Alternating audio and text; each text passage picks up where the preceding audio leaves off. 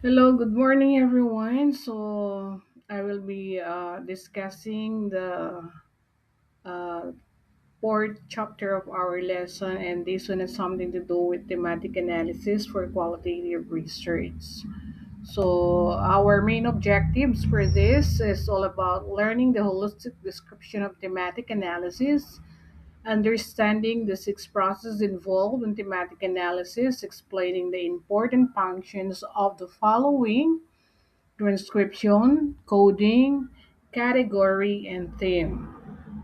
So those are the things that we need to be accomplished for this morning. Okay, so to define what a thematic analysis is objectively, thematic analysis is a qualitative research method used to identify, to organize, to analyze, and to interpret recurring patterns or theme in data.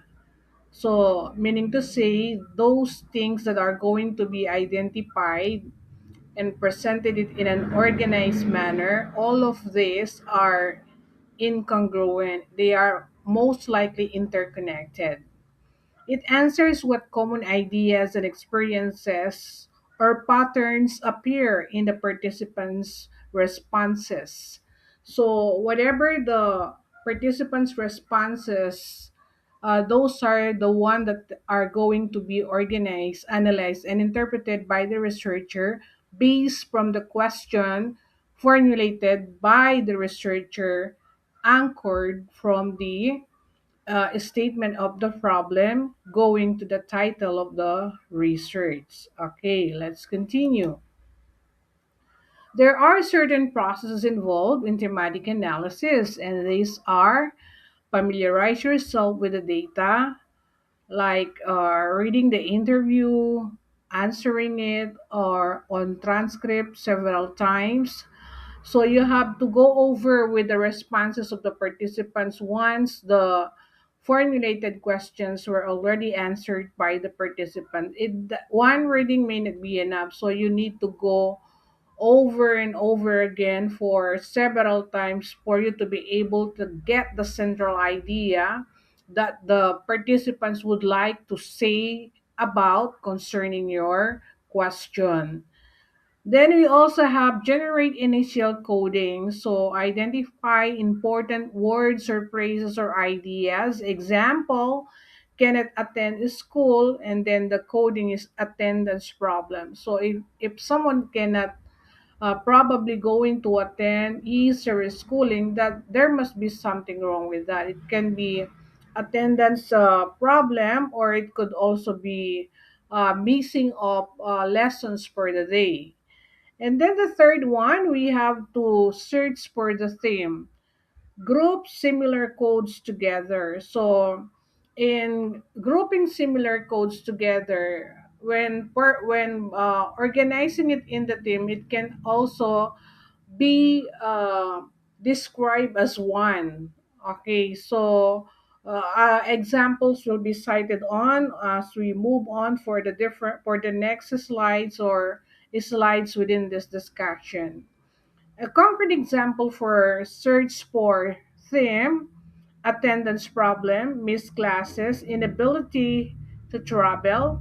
Those are the codes, and then when you put them together, the theme is class attendance disruption. Of course, if you are having an attendance problem, if you miss classes, you have the difficulty in traveling. Basically, the theme is all about class attendance disruption. All right, let's continue. With the other processes involved in thematic analysis, we also have review the theme. Check whether the team accurately represent the participants' responses. So you have to understand whatever you have listed down in your theme. It must be connected with the category, with the code, and most especially with the transcription as participants' responses. And then define and name the theme. Give each theme a clear and meaningful name. It's not only a matter of uh, giving a name that you would like to write down or to give, you have to make sure that the theme is actually connected. As I was saying a while ago, it must be connected with a category, with a code, and most especially with the participants' responses. And then the last one, we have this write the analysis. So when all the themes were already completed, the next thing that the researcher would supposed to do here, explain what each theme means and support it with selected participant statement.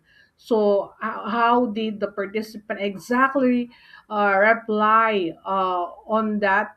How he replied on that question you asked, and then how did he make a response for this? So in that way, you could also take the words and a statement coming from his mouth in a verbatim manner. So that's for the interpretation and explanation. Okay, this is a concrete example of thematic analysis. Okay, so it goes in this part. We have the participant responses, the code, the categories, the themes, and then the interpretation. So first we have this question. So this is the formulated or constructed questions prepared by the researcher. It is a research made questionnaire. Example, how does flooding affect their study or affect your study? And then the participants' response, which is the transcription. I cannot go to school because the road is flooded. So that is the response of the participants. And the code, of course, is unable to travel.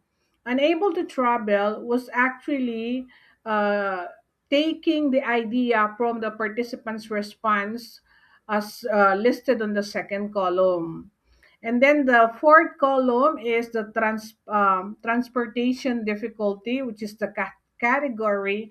Because of the fact that you are unable to travel, of course, there is a difficulty in transportation.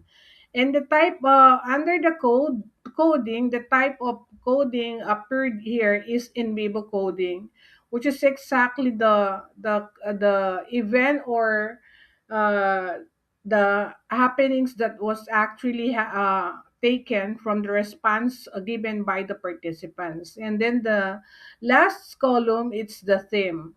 The theme, this is served to be the way on how the researcher viewed the answer or responses of the participants in totality, from the response, code, and category.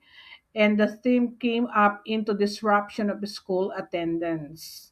Okay, so it goes that way.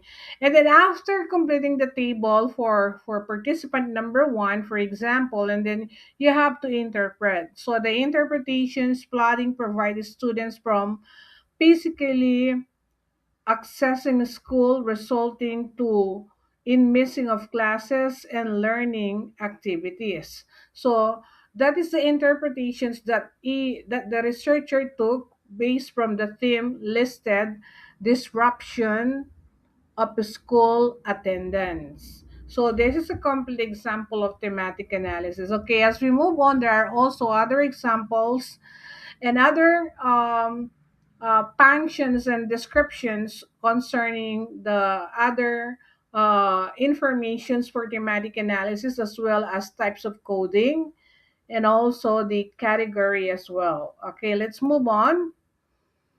Okay, we have this first one as the first column or the question. We have the transcription or the question in thematic analysis. The transcription or question is the participants' responses. It is a written versions of the data collected during the interview session. It can also be in a focus group discussions or other record conversation, like having a video recording or audio recording.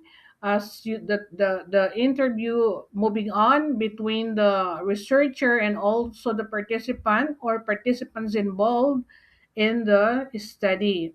It contains what the participant said and becomes the primary text that the researcher reads, codes, categorize, and analyze for the theme. So basically, all the all the answers that are going to be uh, in that are going to be placed in the table were all taken primarily from the responses given by the participants, starting from the transcription, from the code, transcription, code, category, and theme. All of these are all originally taken from the responses of the participants. Okay, let's move on. Example of transcript and thematic analysis. Okay, so the researcher would ask the question, or the question is also the same as the transcript or transcription. How does plotting a picture studies? And then the participant would answer, when our area floods, I cannot go to school. Sometimes I miss a week of classes. Also, I must help my parents in cleaning our house. So the response of the participant number one, that's the transcription. And then the question, that's the formulated questions by the researchers in their study. Okay, let's move on. There are types of transcription and thematic analysis, or transcript and thematic analysis. The first one is verbatim transcript. In here, the participants word as closely as possible, including pausing, repetition, and sometimes nonverbal sounds are also recorded. Just like the example given. I couldn't attend school because the road was flooded. So this is a concrete example of verbatim transcription or verbatim transcript, because you almost recorded everything that came out from the mouth of the participants as as you were taken the response from your question. Now, there is also another type of transcription, and we are calling it clear transcript or clear transcription. In here, the researcher would like to see the participants' meaning of response, but he needs to remove those unnecessary filler, such as while retaining the actual message. Why basically these are not supposed to be included in a form of writing, because as we are producing a product of writing, we are most likely after with the formal product and not with the casual product of writing. Once the product is a kind of research work, it is already considered formal because this is an academic product of writing. Okay, let's continue. All right, let's proceed now for the second column, and this is all about the coding. So the coding in thematic analysis, it's a way of assigning a short label or word phrase to a meaningful part of participants' response. It's just like pointing out the significant idea concerning the response of the participants to that particular question. Um, it's just like getting the gist of what she answered to your prepared questions, and then you will be the one who's going to put or tag the that words on that response given by your participants. The code captured the main idea of what the participant is saying, just like what I said a while ago. It's more on the core, on the gist, on the main ideas that the researcher would supposed to put down or write down in the code, and that tag label will basically cover all the content given by the participants under the transcription. And then the last one, think of coding as highlighting important ideas in the data and giving its idea a name. So, in short, when it comes in coding, you will be the one, as a researcher, you will be the one who's going to name what label is going to be appropriate, suited for the idea that you took it from the response of the participants. Okay? This may be expressed in words, in phrases, as long as it is considered meaningful part of a participant's response in the question. Okay, let's continue. Coding still in thematic analysis. This is a concrete example. Your research title is all about effects of prolonged flooding in students on students' studies, and your research question, how does prolonged flooding affect student studies? And then the participants' response or the transcript or transcription. I was not able to attend the school for 1 week because the road going to our school was flooded. So almost represented in organized and logical way, starting from the research title, from the research question, and the transcription, and then the possible codes that are expected to be uh, to be labeled or to be tagged by the researcher based from the participant's response or for the transcription.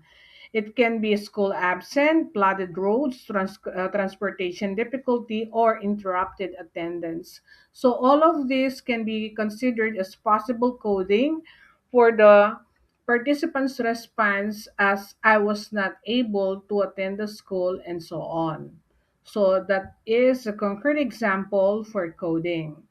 Now we have types of coding as enumerated. The first one is open coding. The open coding, this is an initial stage of coding. As a researcher, you will be examining the data and identify important idea, words, or actions or experiences. Example, I missed a week classes of the school because the roads were flooded. And then the possible codes is missed classes, flooded roads, okay, school absence, and transportation difficulty. So almost in synonymous with the first example given for coding. Okay, so this is an example of open coding. Then the second one, we have this in vivo coding.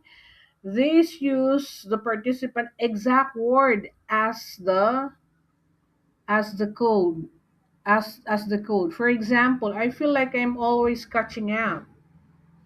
So in vivo, always catching up. So it's just like a verbatim. What exactly feel? What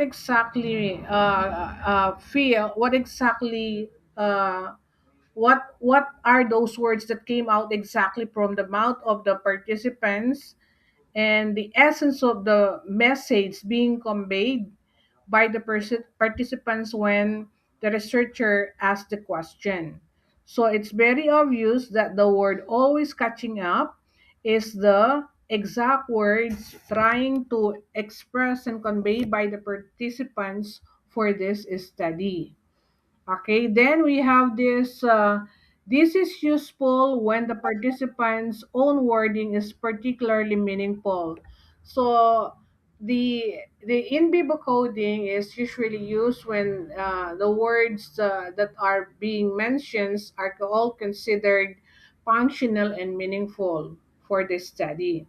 And then the fourth one is process coding. If you are going to look back as far as we're talking about process, it involves actions, activities, or even guidelines and procedure. Often use words ending in ing. So basically, the example to be pointed out are all ending up with ing.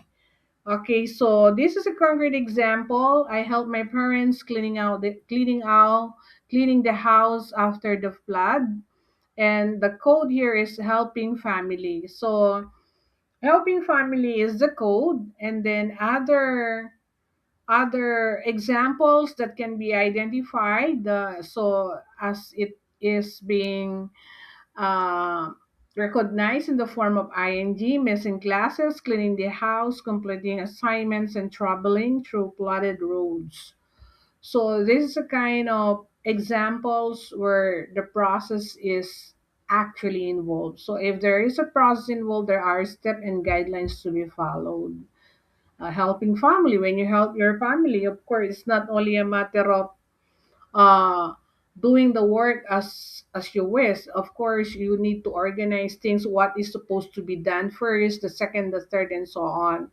So missing classes. When you miss classes, what will you do?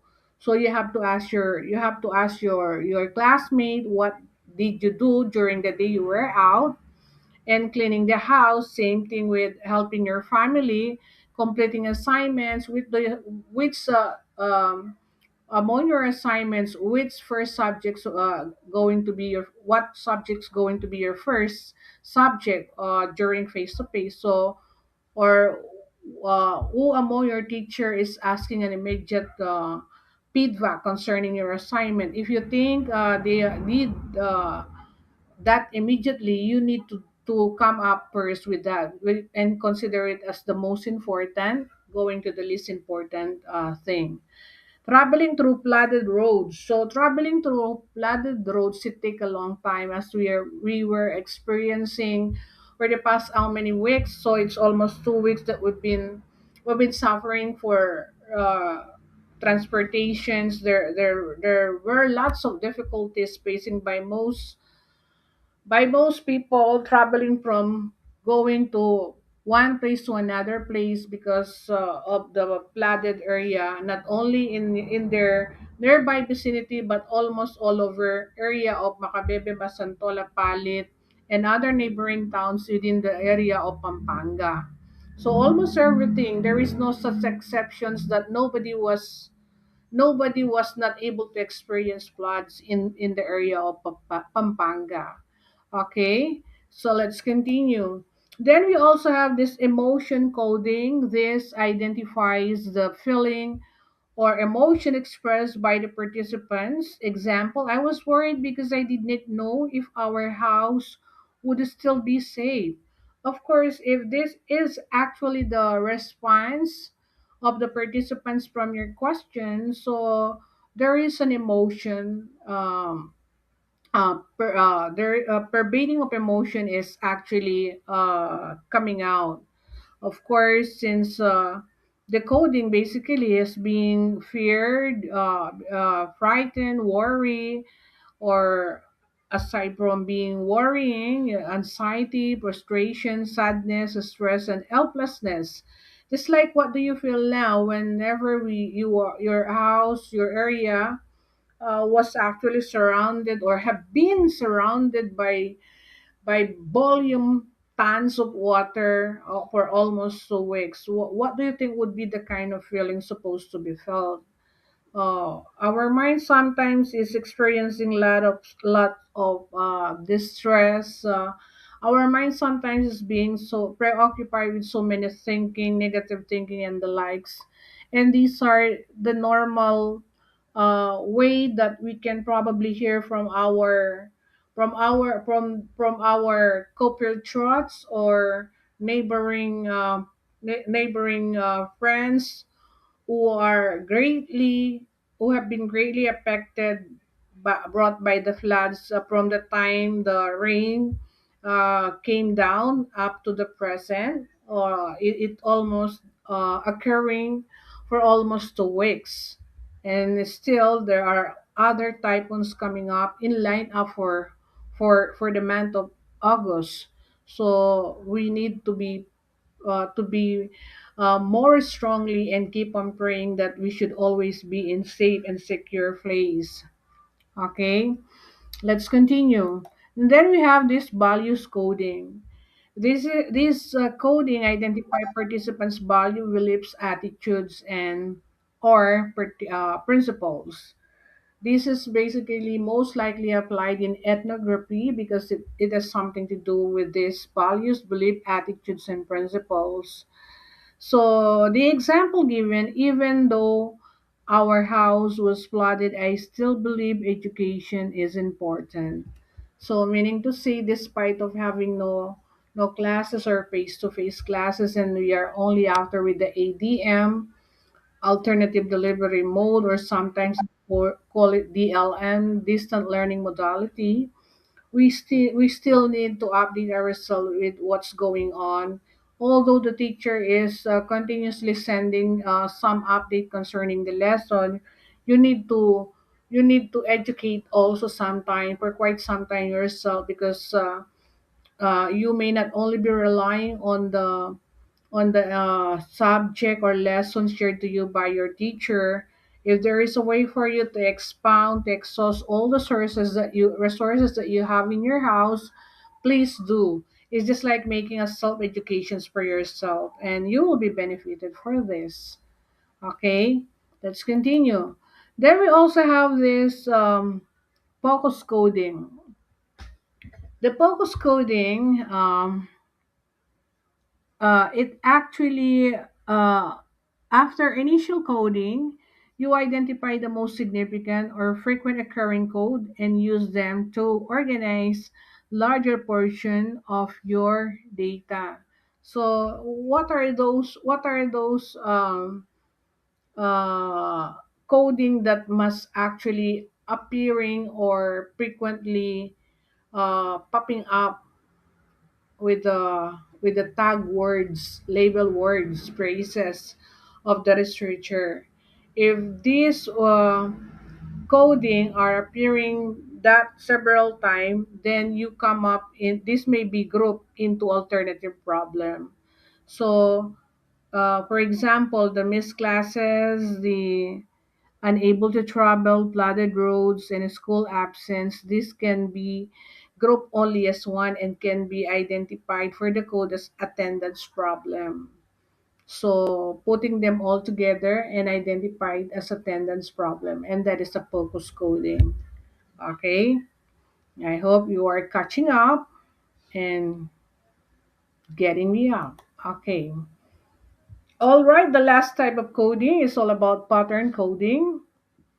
This identifies larger pattern from multiple codes. For example, the missed classes, the late submission, missed activities, and the difficulty in catching up. So the pattern is just like academic disruption. So it dwells most likely with missed classes, late submission, missed activities, and difficulty in catching up. That's academic disruptions because when you're we're not able if you miss your classes, you miss a lot of things concerning the lesson, and there could be a great possibility that the submissions of your works will tending to become late because and then also missing of the activities. If you miss the activities, basically you will get a low grade and difficulty in catching up because uh, you miss the lesson. So that's more on academic disruption. However, for some reason, if you would like to in the reality, if you would like to if you are about to experience this in the reality, you need to approach the teacher. So in some ways you will be given at least a chance and priority, but there should be a certain span of time for you to do that because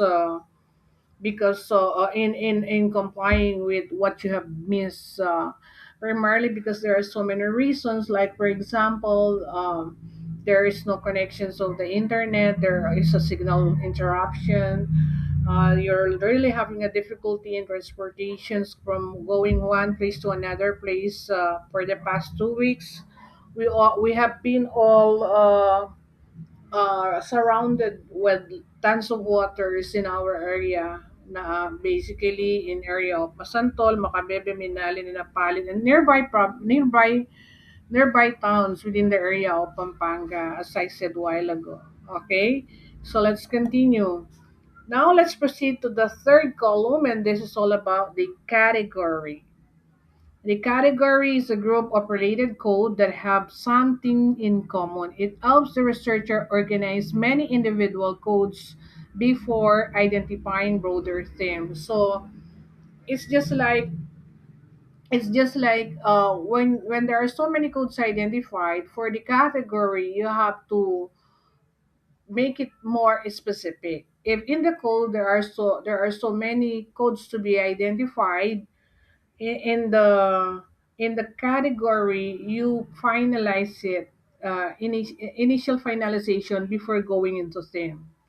Okay, so the sample given, as indicated, the I could not go to school because the school was flooded. I missed a week of classes. The transportations was not available. When they coded flooded road, that is descriptive, missed classes, that is in vivo, transportation difficulty, that is descriptive and in vivo. And then under the category, all these codes were just labeled as problem with a school attendance. So that's the category all about. Okay, so that's for the third column. Okay, now for the fourth column, this is now the theme. The theme, it is a meaningful pattern or central idea that emerged from several related codes and reflects something important about the participants' response. So, in short way, all the all the primary responses given by the participants from the transcription code and category, it will be summarized into theme. That's the meaning, that the idea carried out from the three columns starting from transcription, code, and category.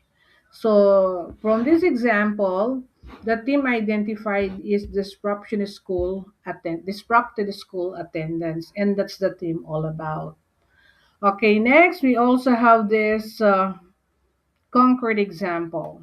So concrete example for thematic analysis, we have these participants, the way they answer those questions, whatever those research made questionnaire you formulated. Participant number one answer number one question. Participant number two answer number one question. Okay, participant number three up to participant number four, they answer number one questions, and they just all their answers, they came up in different answers, but some almost exactly the same. Their codes just like this. Cannot travel, miss classes, okay.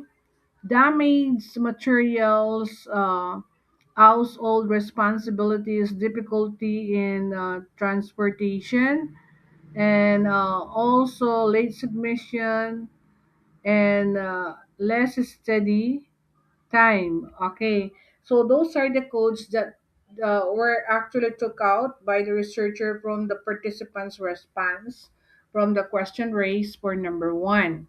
And the question is all about how does prolonged flooding affect uh, the affect how does prolonged flooding affect the learning experiences of grade 12 students? So these are the question raised by the this is the question raised by the researcher, and these are the responses of the participants from participant number one to participant number seven. One, two, three, four, five, six, seven. Okay.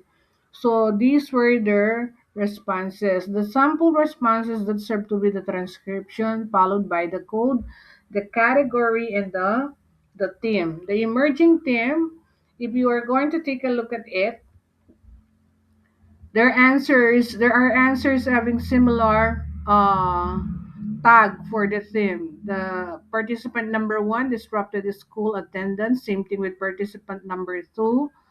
Participant number three is different. Participant number four is different. Participant number five is different. Participant number six is different. Participant number seven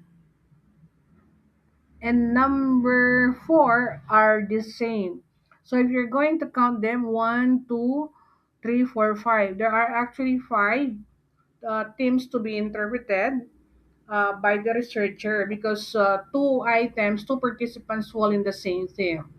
That's number one and number two, and then number four and number seven. The theme tag is are just the same. Okay, this is now the interpretation.